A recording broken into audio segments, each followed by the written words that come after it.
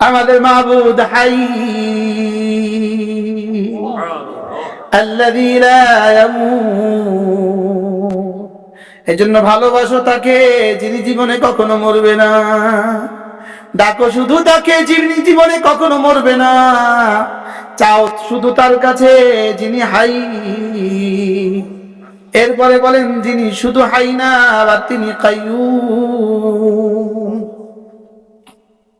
হ্যাঁ, আল্লামা তাকি উসমানী দামাত বারাকাতুহু বলেন, কাইয়ুম এমন এক শব্দ যে শব্দের তরজমা পৃথিবীর কোনো ভাষা দিয়ে হবে না। সুবহানাল্লাহ। পৃথিবীর কোনো ভাষা দিয়ে এই শব্দগুলোর তরজমাই হয় না। শুধু বুঝার জন্য বলা, কাইয়ুম মানে মান কামাতিস সামাওয়াতু বিইশারাতিহি,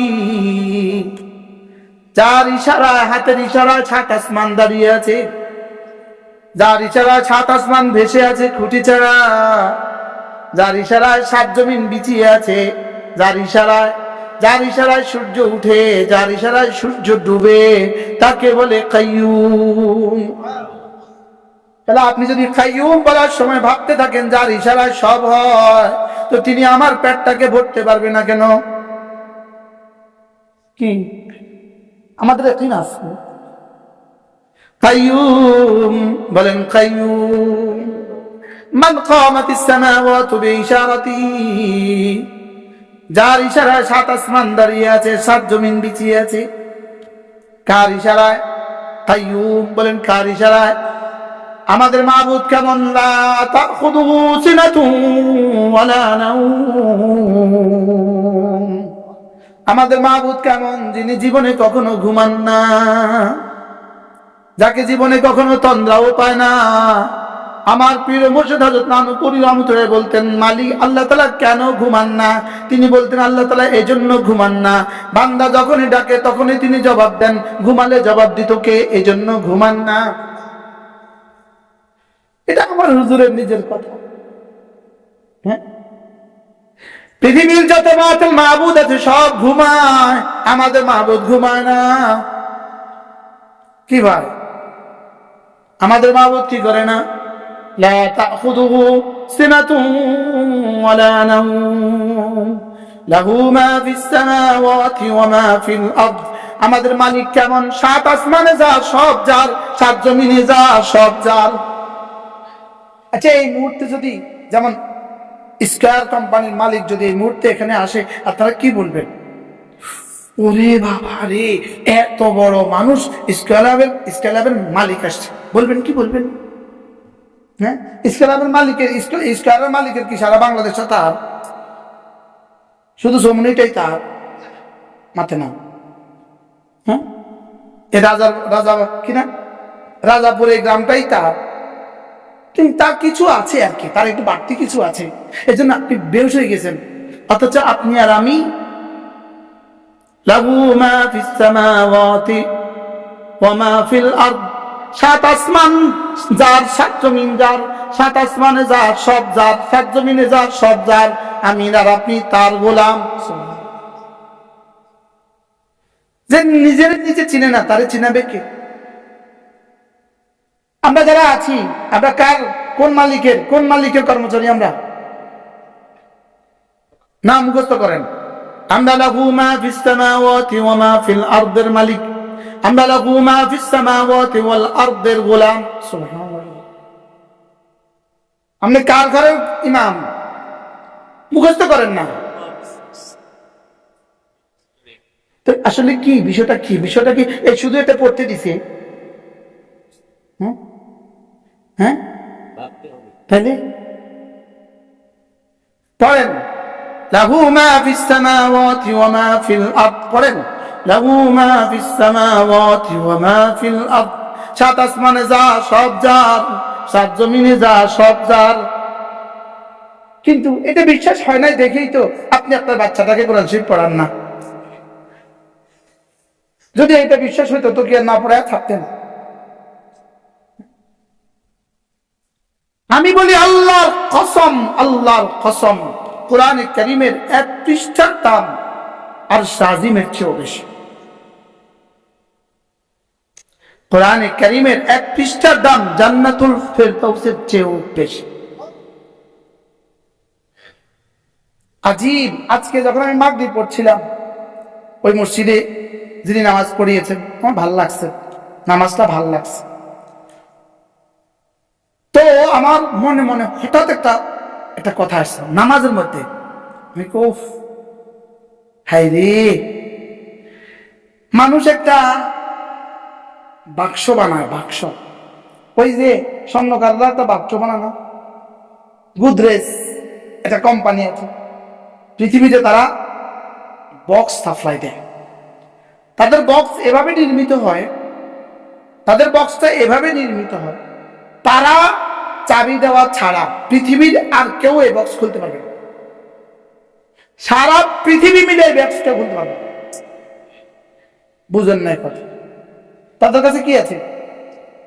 এই ধারা সারা দুনিয়ার কেউ আর এই চাবি বানাইতে পারবে। যদি আপনার চাবি হারিয়ে যায়, আপনি তাদেরকেই অর্ডার দিতে হবে, তারাই জার্মানি থেকে আপনার এই চাবি সাপ্লাই দেবে, আর কেউ এই চাবি সাপ্লাই দিতে পারবে। হুজুর যখন পড়তেছিল আমার মনে মনে আসছে, আসলে তো বিষয়টা তো এরকম যে জান্নাতের চাবি এরকম, এই কোম্পানির মতো।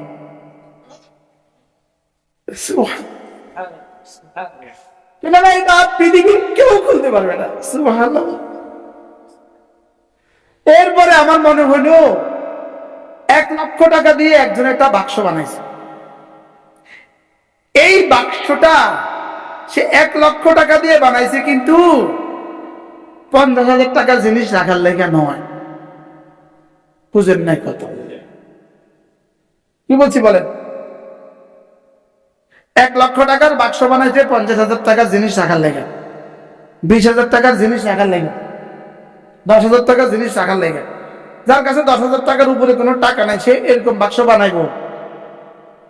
মাথা খারাপ হয়েছে। তাইলে বোঝা গেছে বাক্সটা যত দামি তার ভিতরে রাখা হয় তার থেকে কোটি কোটি গুণে বেশি দামি। তাই আমি মনে মনে কইতেছি জান্নাত একটা বাক্স, জান্নাত একটা ঘর, জান্নাত একটা ঘর। আসলে ঘরের কোনো দাম নাই, ঘরের ভিতরে যেটা আছে দাম হলো এটা। সুবহানাল্লাহ। কি এখন বাক্স যদি হয় 1,00,000, ভিতরেরটা কত কোটি। এবার জান্নাত যদি এত দামি, তো যেই কারণে জান্নাত সেই কারণ কত দামি। সুবহানাল্লাহ বলে না? এই জন্য কোরআন জান্নাতের চেয়েও দামি। কিন্তু ছেলেকে তো পড়ান না, পড়লে খাবে কোত্থেকে? মেয়েটাকে তো পড়ান না, পড়লে খাবে কোত্থেকে? বাংলাদেশে যত চোর দেখছেন এরা কিন্তু মাদ্রাসা থেকে একজনও আসে নাই। যত ডাকাত দেখছেন মাদ্রাসা থেকে একজনও আসে নাই। যত দুর্নীতিবাজ দেখছেন মাদ্রাসা থেকে একজনও আসে নাই। কোথা থেকে আসছে এটা আমি বলি নাই, আমি কি এটা বলছি, কিন্তু মাদ্রাসা থেকে কমপক্ষে আসে নাই। আজকে এক ঐতিহাসিক সাইনবোর্ড দেখলাম, ঐতিহাসিক সাইনবোর্ড লাকসাম। আমার জীবনে আমি আর কখনো এই সাইনবোর্ড দেখি নাই। আপনার কেউ দেখছেন কিনা আগে জানে? সাইনবোর্ডটা লেখা আছে বৃদ্ধাশ্রম থেকে বলছি, লেখা আছে বৃদ্ধাশ্রম থেকে বলছি। কি লেখা আছে? এক বুড়ো কুচু, এক বুড়ো ছবি দিয়ে রাখছে, বলতেছে খোকা তোকে আমি দিন শিখাই নাই, এই জন্য আমি বৃদ্ধাশ্রমে আছি। তুই তোর সন্তানকে দিন না শিখালে তোকেও আসতে হবে এখানে। তুই যদি তোর সন্তানকে দিন শিখাস এখানে তোকে আসতে হবে না। সুবহানাল্লাহ বলো। কি লেখছে সাইনবোর্ড? ওই শিল্পপত্রে জিজ্ঞেস আমিন ভাই কোন কাকে কাকে লিখেছে? সাইনবোর্ড লাগাই দিছে, খোকা আমি বৃদ্ধাশ্রম থেকে বলছি, তোর ছেলেকে আমি তোকে দিন শিখাই নাই এই জন্য আমি বৃদ্ধাশ্রমে। তুই তোর ছেলেকে দিন না শিখালে তোকেও আসতে হবে এখানে। আলিশা বলছে কি লিখে রাখো, স্বর্ণাক্ষর লিখে রাখো। কি বলছি বলেন? স্বর্ণাক্ষরে লিখে রাখে। হাই আল কাইয়ুম লা তাখুযুহু সিনাতুন ওয়ালা নাওম।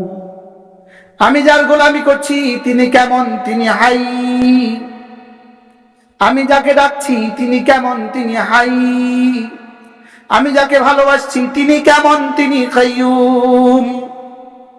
আমি যাকে ভালোবাসি তিনি কেমন, লা তাখুযুহু সিনাতুন ওয়ালা নাওম।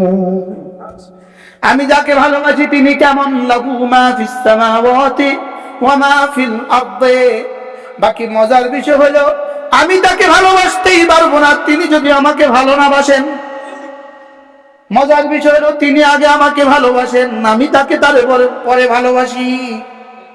যেমন মা বাচ্চাকে আগে ভালোবাসে, বাচ্চা মাকে পরে ভালোবাসে। আমাকে যিনি ভালোবাসেন তিনি লাহু মা ফিস সামাওয়াতি ওয়া মা ফিল আরদ। সুবহানাল্লাহ। হাজী সাহেব, কে ভালোবাসে? কে? বাহ, এক কোটিপতি যদি আপনাকে ভালোবাসে আপনার কাছে কেমন লাগে? কথা যদি এমপি সাহেব এখন ফোন দেয় আপনারে কেমন লাগবে? 100 মানুষের কয়া বেড়াবেন, জানো এমপি সাহেব ফোন দিছে, এমপি সাহেব ফোন দিছে, এমপি সাহেব ফোন দিছে। না গো মা, আরে কইব না কোন না। হ্যাঁ, আলহামদুলিল্লাহ আমাদেরকে লাহু মা ফিস সামাওয়াতি ওয়া মা ফিল আরদি ফোন দেয়, মেসেজ দেয়, তাহাজ্জুদের সময় জাগায় দেয়, ফজর সময় জাগায় দেয়, উঠো উঠো উঠো উঠো উঠো। সুবহানাল্লাহ। আমাদেরকে ফজরের সময় কি করে? আমরা এক জাতি চাই যে জাতি ফজর পড়বে। বলো, আমরা এমন এক জাতি চাই যে জাতি কি পড়বে? ফজর পড়বে। বলো ফজর ফজর ফজর, শুধু মুখস্থ করো ফজর। ফজর প্রজন্ম, আমরা এক প্রজন্ম চাই যে জাতি কি পড়বে? যে জাতি ফজর পড়বে। যে ফজর পড়ে না তার বাঁচার অধিকারে নেই। As like a dog, as like a cow, as like a fox. যে ফজর পড়ে না এটা মানুষ না, এটা জানোয়ার। একজন বলেন, কি বলছি বলেন, আবার বলেন, এই তোমরা বলো, তোমরা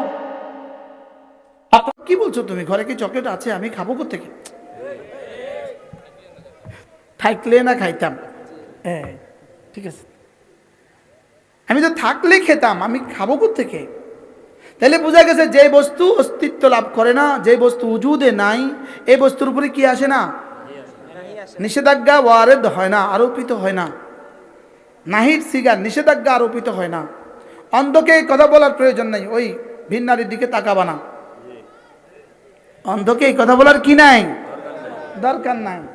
2 বছরের বাচ্চাকে বলার দরকার নাই, ওর কাছে যেও না, বলার দরকার। তাহলে বোঝা গেছে কি?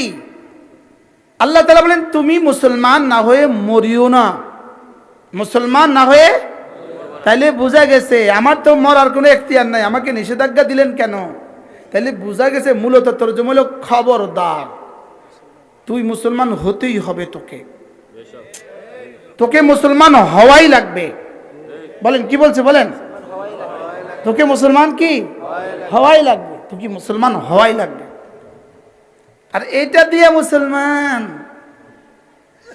এক রিক্সাওয়ালা রাজাপুর থেকে চৌমুনি যাবে, আর আপনার কর্মীরা তার থেকে টাকা কালেকশন করবে, আর আপনাকে ঢাকা পাঠিয়ে দিবে, আপনি ঢাকা বসে বসে নির্বাচন করবেন। এটা দিয়ে মুসলমান? মনে বুঝেন না কথা।